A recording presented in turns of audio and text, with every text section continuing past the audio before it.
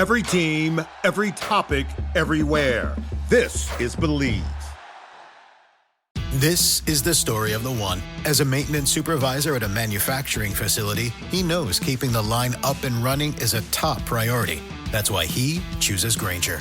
Because when a drive belt gets damaged, Grainger makes it easy to find the exact specs for the replacement product he needs. And next-day delivery helps ensure he'll have everything in place and running like clockwork. Call 1-800-GRAINGER, click Grainger.com, or just stop by. Grainger, for the ones who get it done. So I'm just praying that everything's good with him and that he's able to shake back as soon as possible. But yeah, I've never seen that, and that's just an unfortunate situation.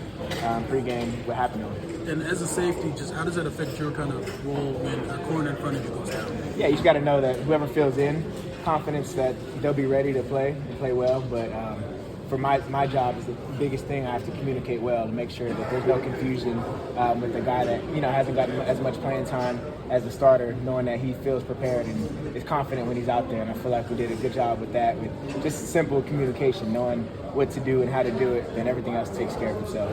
And then on the final play of the game, you know they're probably looking to go to McBride there. Yeah. What's just going through your head, and how were you guys able to defend that last play there? Yeah, Chris had good coverage on it, but knowing that that's their guy, and he's the best player on their offense, so I think that quarterback, no matter what, he's going to go to him. So obviously we got to keep all our eyes on him, and Chris had really good coverage on that to make it force an incompletion, and we got off the field in fourth down. No matter what, we're happy.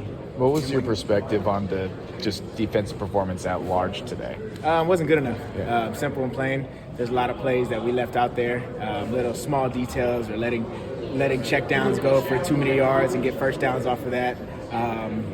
And like I said, it just wasn't good enough. But for us to escape it with the win, that's a positive thing. But at the end of the day, on Monday, we're going to get right back to work and fix those mistakes. And it's a good thing when you win a game, but you don't have your best game on defense.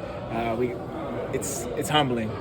So we know that we got a lot of work to do. We have a good team that we're going to be able to play next week. Another opportunity to see where we stand with another really good team in this league. Were you there when the Mooney situation happened, and just how crazy was that to start your day? Yeah, I was still out there on the field, so I didn't see the collision. But for whatever happened, I just saw him on the floor, and I just felt bad for him. Like, simple and plain. Like, I didn't know exactly what happened, but it was scary just seeing one of my brothers go down like that and not be able to play. So I'm just praying that he's okay. And then Shane said, like, he needed you as leaders and he as well to regroup and get everybody refocused. What did that look like? Yeah, just down in and down out, knowing who's on the field and how I can help, whether it's a play call, whether it's a formation, just those little conversations that you have in the huddle, or as the offense is lining up, being able to say what to expect. I just think the leadership there just goes by just talking and removing any confusion and making them feel confident that, okay, my safety knows what I'm doing. I know that he knows that I know that he knows what I'm doing. Like,